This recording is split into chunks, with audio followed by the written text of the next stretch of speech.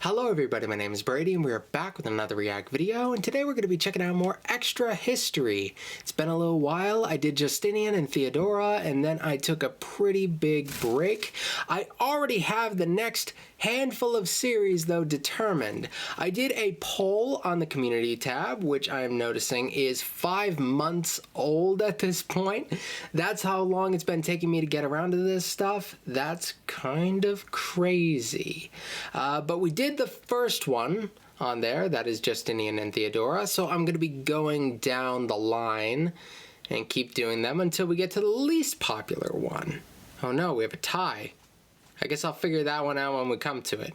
But for number 2, we did not have a tie, and that is the Zulu Empire. So now that we're back with this, that's the one we're going to be doing. What do I know about the Zulu? Trying to think. Not a whole lot. I took a class on Africa in the colonial period, but we didn't really do a whole lot of Zulu stuff.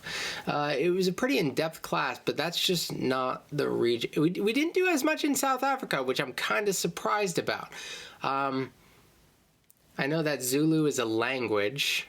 I know that only because I read Trevor Noah, the guy who does The Daily Show. I read his book, and it's actually a really interesting biography.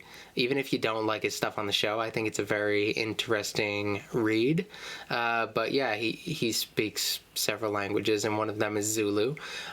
There's the Zulu Empire, which I believe resisted the British, but I think that the Zulu as themselves predate the empire by at least 100 years or so.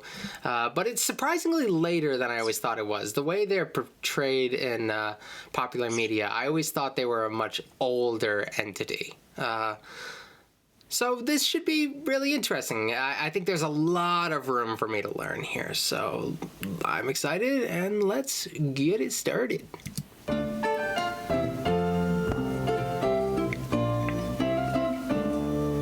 Welcome to a new series of Extra History. Before we start, I've got 2 announcements. Thanks to all of you who supported us on Patreon, Extra History is now officially a weekly show. New episodes will come out every Saturday from here on. Oh, this is an early one. We've got a new team member. Allow me to introduce Heather McNabb. She and David will be trading off every series. I'm excited. Let's get started.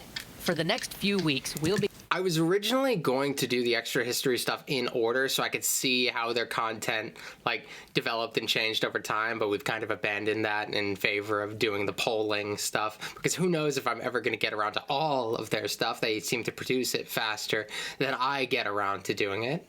The 5 months thing is evidence of that.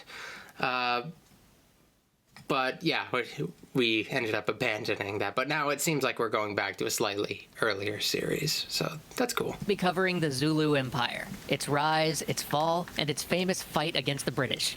We'll see a small tribe become an empire. We'll see European factions playing out the game of power on South African shores. And we'll see a late post-Napoleonic army, well-drilled and equipped with modern rifles, be beaten by an indigenous population wielding nothing more than spears and hide shields. But before we can do so, we need to talk about sources. There's a lot about this period that we just don't know. It's not like the Singdong Jidai, where it's simply hard to find translations of the more obscure records. In this case, we're dealing with a culture that didn't keep written records, so all we have to go on are scant accounts from European traders and oral histories collected decades after the fact. Oral history is huge in Africa and a lot of indigenous populations. There's a lot of reliance when studying them to focus on oral history, just because a lot of them just didn't write their history like Europeans do. So Europeans always looked down upon them for that during the colonial period. It was just like any old reason to justify your superiority over people. That was just another reason that they had. But yeah, there's a lot of oral tradition. Things are taught from generation to generation. I'm sure you could see that there are flaws in that, and sometimes the material dries up. Sometimes the material does not translate through the generations super effectively. There's a lot that can go wrong there, but that's one of the challenges and kind of one of the very exciting, fun things about studying a civilization like this. It comes with a little bit of a challenge to historians. Yeah. What It's really cool. Tell you, especially about the early period we're covering, are best guesses by the historians and archaeologists who have worked tirelessly to piece together the puzzle of exactly what transformed the Zulus, a tribe perhaps as small as 1,500 people living in an area of probably around 10 square miles, into an empire of 250,000 people, ruling over an area roughly the size of New Jersey. So, with that caveat, let's... Yeah, so the Zulu, I believe right now there's like a bunch of them in South Africa, and I think that's where they're mostly based, but there are pockets of them all throughout the bottom part of the continent at this point, so they're still very much around. And I assume the culture is still very much alive, but it's hard for me to say based on the little bit of Trevor Noah's biography that I got. It's hard to say exactly what the broader culture is from that, because I don't really know. I know more like I got a little picture of some modern Zulu people from that, but I don't really know much about the origins, so there's kind of like an incomplete picture there. start laying out the background. Who were the Zulu people when this all began? What did life look like for them? How did they subsist? What was their government, their economy, their military? Well, they were a relatively minor tribe within the larger Bantu people, who occupied a region in what would now be the eastern part of South Africa.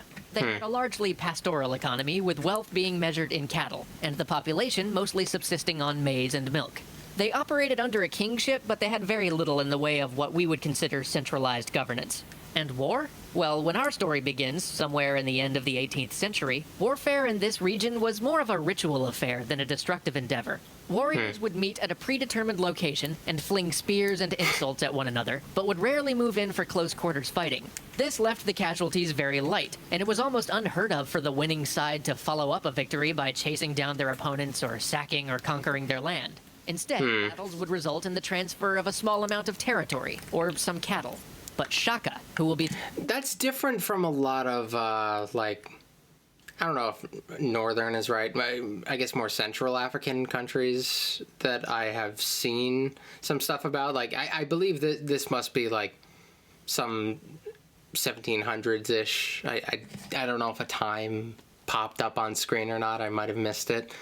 But I've heard of a lot of more Central African countries that treated, like, the chasing somebody down after a battle as an important part of it. So it's kind of interesting that it's a little different in this more Southern African territory. It's nice to draw the difference and understand how much the cultures can be different in what they value when you span a continent.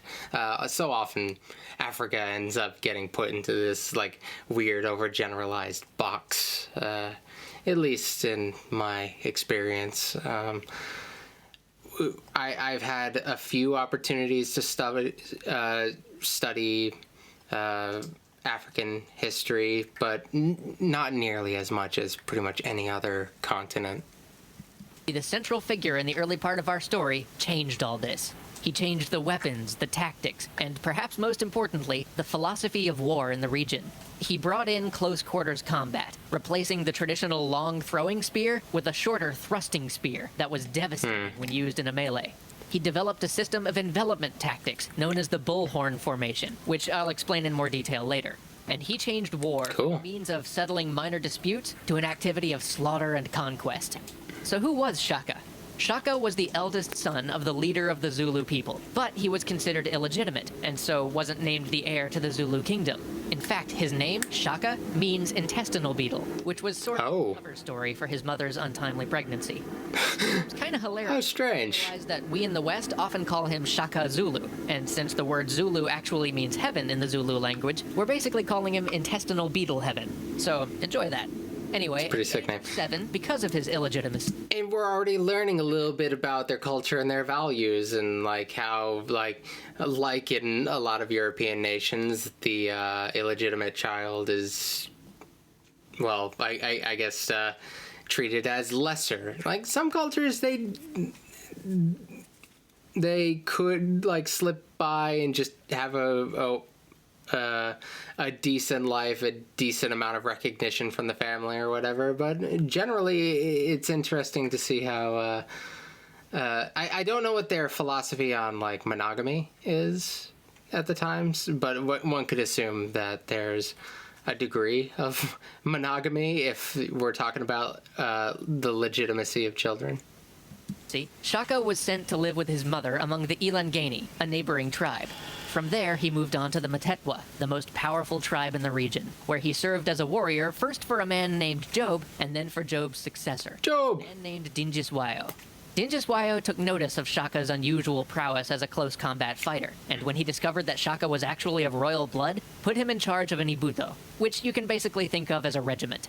And it's here that Shaka really began to refine his tactics. The traditional ibuto were armed with long throwing spears, and while they practiced the use of their weapons, they didn't do much in terms of practicing unit tactics. Generally, they would show up to the battlefield as more of a loose mob than a cohesive fighting unit. But Shaka wanted to experiment with this. He armed his men with the short stabbing spear, and drilled them in a tactic that he called the bullhorn. He'd split his men into 3 groups: the chest, the horns, and the loins. The chest would charge the enemy and pin them in hand-to-hand combat. Then the 2 branches of the horns, positioned to either side of the chest, would flank and envelop the pinned enemy. This whole time, the loins would sit behind the lines, acting as a rested reserve to be applied where needed. Interestingly, it's been said that Shaka would have these men sit with their backs to the fighting, so they wouldn't become panicked or charge over-eagerly before he needed them. The fascinating system was that it was simple. Without much battlefield coordination, every man knew what he was supposed to do. If you're in the chest, you charge. If you're in the horns, you get around their flank. The system's simplicity meant that it could be applied in chaotic conditions, without much of the signaling that was required by modern armies. With these deadly new weapons and tactics, Shaka became a force to be reckoned with. And when his father died, he decided it was time to take his own. Shaka's half-brother, the legitimate heir, took the Zulu throne, but with the help of Dingiswayo, Shaka quickly had him assassinated, and took over the place. Dingiswayo was still the chief of the Zulus, so Shaka continued to serve him, but only a year later, Dingiswayo was killed by a man named Zwide, the ruler of the Ndwandwe, one of the most powerful tribes in the region. Shaka vowed vengeance for his leader's death, and stepped in to fill the void Dingiswayo had left behind, bringing the Matetwa, and with them many of the other local tribes, under his control. Shaka's vengeance and the war he was about to bring would lead to a period of unparalleled chaos and devastation. In Zulu, they call it the Mefakane. In English, we simply call it the crushing. But before we delve into the crushing, we should talk about why war here became genocide, and why the region was so primed to explode at the first signs of strife. A lot of it has to do with European influence. Not because one would assume cause it. In fact, there were many Europeans who tried to help. But given how radically different, how wealthy, how technologically separated the Europeans were from the local population, their presence dramatically destabilized the region. As European trade increased, new crops were introduced, which led to a population increase, which in turn competition for land. Meanwhile, so in a way, this Europe, besides bringing like the more tangibles, they're bringing kind of an ideal for the people of the region to kind of strive for. In a sense, they would end up emulating European imperialism in a way, like naturally to achieve the degree of control and power required to have this sort of wealth. Of course, there's a lot of like regional things that caused them to have like certain things that they did not, but now a lot of that stuff is already being introduced here. So yeah, okay, it's just an expansion of things that one could take totally for granted in European history, just kind of being thrust upon Africa. That's fascinating. I mean, there's nothing particularly surprising about it, and I guess that's why I find it so fascinating, because like I should expect this sort of thing given everything that I do know. This seems like kind of a natural conclusion. Everything seems to fit together in a way that makes a good amount of sense. While European ships would trade for cattle to resupply their food stores, which made cattle even more valuable and led to an increase in raiding.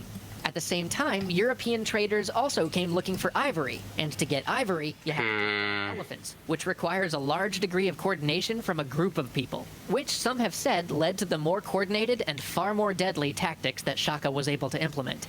To add to all of this, a drought caused the more water-hungry European crops to fail, which led to a famine. So That would be difficult. Natal was already primed for disaster. Join us next week as we explore Shaka's quest for vengeance, see his descent into madness, and witness the horrors of the crushing. Okay, I want to see, like, how long the next one is. Like a lot of my videos in the past, I might start grouping these. 8 minutes? That sounds reasonable. All right, let's check it out. Because I'm very Last we left curious. Shaka's boss, Dinja's That was a nice introduction. I feel like more than a lot of the previous figures, I feel like I'm kind of getting Shaka in a very simplistic manner. Like, I feel like I'm not getting too much of his personality, but the context of his life around him, I feel like I'm kind of able to paint it together with, like, a general sense of empathy. One could put themselves a little bit in his position given what we do know about him. Like, but I do see where there are little bits lacking as well that may have benefited if there were written history around this situation. It's very like event rather than this conversation happened here and this person offended this person. It's a little bit more big picture, which I suppose is to be expected given what they likely have. Wayo had just been killed at the hands of a man named Zwide. Shaka had declared vengeance against Zwide and his clan, the Ndwandwe, and the Zulu had moved from being a tribe to a fledgling empire as Shaka consolidated control over the Matetwa, Dinja's powerful clan. Today we look at I love the pronunciation of these names. Zwide and the disaster that followed in its wake. As Shaka took control of the Matetwa tribe, he began to... Can I just say, like, I really love the use of W's in a lot of these names. Something about that, it just kind of rolls off the tongue very well. Not the tongue, you don't really use the tongue that much for W, but you know what I'm trying to say. It's a figure of speech. Spread his ideas amongst them, teaching them how to fight in Zulu fashion, and having them take on the Zulu name. He instilled in this newly consolidated Zulu clan a warrior culture that had never existed before, and changed them from being pastoral herdsmen to conquerors. With this, Shaka began his frequently brutal expansion outward, bringing in neighboring tribes with diplomacy when possible, but often resorting to the extremities of force. Unlike... Do you have his seed box? The other seed box? The box where the seeds are in? Not this box, but the bigger box? Do you have the box where the seeds are? Oh, thank you. I've been talking to you for a couple minutes now. What? I was talking to you for a couple minutes there. I can't hear anything, man. These are loud. All right. the ritual warfare of old, when his forces would engage an enemy band, their goal was to destroy the enemy completely. And when the forces under arms were destroyed, he would march into the enemy village, often killing all the men of fighting age, assimilating only the women and children into the Zulu tribe. Okay. After training his people and expanding... In that case, it would be... Like, I kind of... Like, I don't want to say I get it, because this is, like, very, like, genocidal in nature. I understand the concern about incorporating the men, because when you have people coming from slightly different cultures, you are definitely fearing, as you build an empire, that something is going to, like, come apart from within. Like, I kind of understand that sort of concern there, and it might be a little easier to incorporate the women and the children especially, because you can raise them as Zulu at this point. If they're young enough, it might end up being all they know. So as a strategy, I understand it, but damn, it's veering into some dark territory. I understood that he was brutal, but I guess I didn't have a full appreciation for it. his reach, Shaka felt ready to take on Zwide. As Zuide's Zuide. forces pushed their way into what was now Zulu territory, Shaka ran a number of delaying tactics along the Umfolozi River while he moved his people and his cattle out of harm's way. Then he arrayed his forces, about 5,000 strong, on a hill, right in the path of the oncoming Ndwandwe army. To the Ndwandwe, this looked like an easy victory. They had more than twice as many men as Shaka could muster, and never before had one of the Zulu armies really been able to stand against them. Shaka, seeing his disadvantage in numbers, split a small contingent from his force and used it to lure off a sizable portion of the enemy's army. But the Ndwandwe coming toward the hill still outnumbered him. This actually turned into an advantage for Shaka, though. The Ndwandwe forces got in each other's way as they tried to clamber up the hill in a disorganized mob.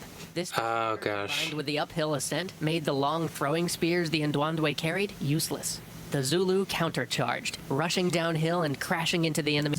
Are you saying that the Zulu had the high ground? Sorry, I'm sorry I exist. Shaka's strategy, while a lot of this is relatively simplistic compared to a lot of the stuff that we have seen when learning about military history, it's very foolproof in a lot of ways. It doesn't have a lot of room to go wrong. With the simplicity, there's a lot less margin of error, so I kind of respect that. It's what I would do as a military leader, because coordinating the more complex stuff sounds like a pain. Line with their short stabbing spears. The enemy routed, stampeding back down the hill. Shaka gathered his men back into formation at the top of the hill and waited. 5 times that day, the Ndwandwe charged the hill. And they just kept going up there. They were repulsed by the smaller force. As the day wore on, the Ndwandwe began to suffer from that great bane of armies in tropical climes, the heat. Ndwandwe men started to slip off to the river about a mile away. Meanwhile, every time the Ndwandwe fell, the Zulu warriors refreshed themselves with supplies Shaka had hidden atop the hill. The day was going well for Shaka, but even and it might run out of resources eventually. Still outnumbered. Then Shaka saw a signal fire in the distance. The diversionary force he had used to lure away a column of the Ndwandwe were letting him know that the contingent chasing them were on their way back. Shaka didn't have much time. He needed to shatter the Ndwandwe before the rest of their forces returned. But even though Zuide's men had been beaten back time and again, they had taken a toll on the Zulus' numbers. Seeing this, Zuide marshaled his troops and prepared to lead them personally in one last grand assault. Oh, ready for him. Cool. This entire time, he had only been fighting with 2/3 of his men, the chest and horns of his bull's horn strategy. The other third, the loins, had been hidden in a depression behind the hill, rested and fresh. Now he called on them to join the horns and envelop the enemy. Seeing this large force appear as if from nowhere, the Ndwandwe began to panic. Pinned by the naturally so by the horns, this last column of Ndwandwe was crushed, with its tattered remnants fleeing down the hill. Shaka sent a small contingent of men to kill any Ndwandwe they could find taking water at the river, while his main force pursued the bulk of the fleeing army. But as the Ndwandwe column that had followed his diversionary force began to close in, Shaka was forced to give up the chase. The day was a bloody one. As was common in this new style of war, neither side took prisoners. As the sun set, nearly 2,000 Zulus lay dead, as did 7,500 Ndwandwe troops. But their leader, Zuide, was not among them. Zuide was not well liked among the nearby tribes, and as So, I am very curious about the lack of taking of prisoners. I know in a lot of other African cultures, a huge part of warfare was designed around taking prisoners and a lot of exercising of leverage. I suppose what what Shaka is doing, that's probably a much clearer way of referring to it. What Shaka is doing is far more absolute, and I guess we gotta recognize that it's also vengeance driven in a lot of ways. You gotta kind of recognize like the emotional motivation behind the leader, and that would perhaps influence his methods. I am very curious about how this develops as he goes against British Imperials, like how this philosophy is going to translate. Cracks in the mighty Ndwandwe army began to show. Shaka was able to gain new allies and new client states for his confederacy, bolstering his numbers. After 18 more months of minor skirmishes, the final battle between the two forces came at the Mahlatuzi River. As the Ndwandwe forces were trying to cross, the Zulu engaged, trapping half their forces on each side. Over the course of 2 days of running battle, the Ndwandwe forces were scattered. Seeing his opportunity, Shaka took his forces and marched on the Ndwandwe capital before word of their army's defeat could reach them. As he approached, before his men were close enough to be seen clearly from the capital, he had them start to sing Ndwandwe victory songs. Upon hearing the singing, the populace rushed out to greet them, only to be slaughtered by the oncoming forces. Zwide managed to escape, but his mother did not. Shaka left her in a house with jackals and hyenas to eat her alive, and Oh, one night, gosh. he had the house burnt to the ground so only ash would remain. Over the coming years, Shaka continued to expand his reach and assert Zulu dominance over all the tribes in the area. He turned his confederacy. Okay, like, there comes a point in a lot of these where it's like, okay, we're learning about military history. These people are going to be pretty brutal or whatever, but there also comes, like, a tipping point where it's like, okay, I can't, like, laugh and smile at this anymore. This has gone beyond what I'm prepared to make jokes about. That is particular.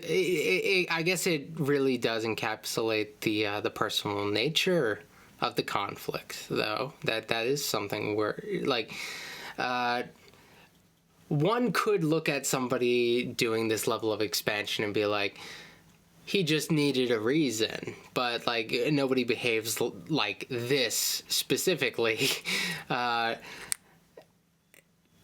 Unless there is, like, a certain, like, personal nature to it, unless the culture gap is just so far that I couldn't relate to what he's going for here. But this is even going against what is previously known about the culture that he comes from. So it's very Shaka based. Into a true empire and exerted influence far beyond even the regions he could control. But all those tribes he had pushed out, all the fleeing refugees he had left behind, all the warriors he had driven from their homes, spread out like a fire across the savannah.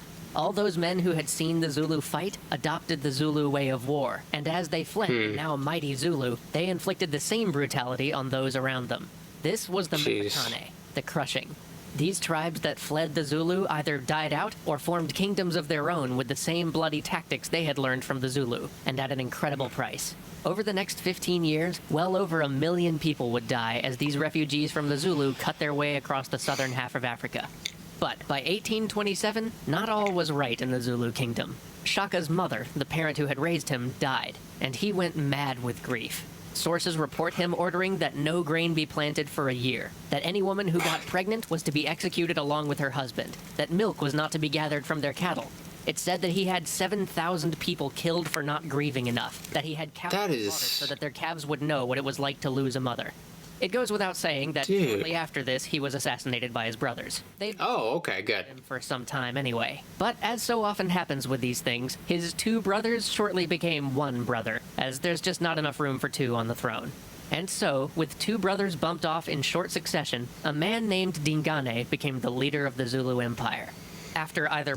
I didn't know Shaka's fate. I thought we were going to have him this whole series, and I thought he was actually the one that went against the British Empire.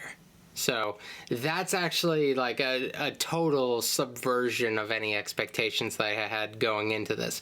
Sometimes I walk into these series and I attach myself to a particular character because I feel like I perhaps overestimate their role, and that's something that I just did there. Not to downplay his role. Actually, there's much, like, his brutality is much more than I expected. The kind of butterfly effect, does that only work when you explain it in time travel? Kind of like the branches of his the things that like branched off of what he did, like all the people who spread out and caused their own little damage, like that is so widespread and more than I could have expected, especially in seemingly a pretty short period of time. It's kind of hard to gauge the timeline here, but it doesn't seem like he's been in charge that long.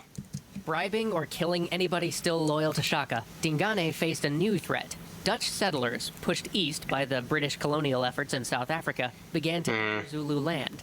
At first, relations appeared cordial, Oof. the Dutch helping to recover some 7,000 cattle from Dingane's enemies in return for land in the Zulu territory. But when the Dutch came to Dingane's capital to sign the agreement, in the midst of a ceremonial dance, Dingane shouted to have them seized and dragged off to a nearby hill, where they were all clubbed to death.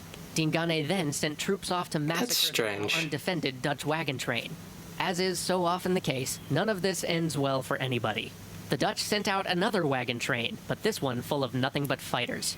In what was the Battle of Bloody River, over 10,000 Zulus attacked the circled wagons of the Dutch, but with only their short spears to fight with and on poor terrain, funneled into a killing plain. Oh. Zulus lay dead by the end of the day, and only 3 of the Dutch were even wounded. This battle broke the back of Dingane's forces. The last remaining half-brother... It's really interesting here. Like, I'm having trouble understanding the political philosophy of Dingane. Like, post-Shaka. Shaka seems a little bit more mad than I originally anticipated, so I'm having trouble, like, pinning down him as having, like, a consistent political philosophy, and I wasn't sure if, like, Dingane... I expected it to be, like, night and day there, but now I'm starting to see that Dingane had kind of a hard edge to him as well. So now I'm trying to find, like, a degree of consistency in how... like the leaders here, like what they do have in common that drives their leadership, but I've still yet to find it. It's a little early to say.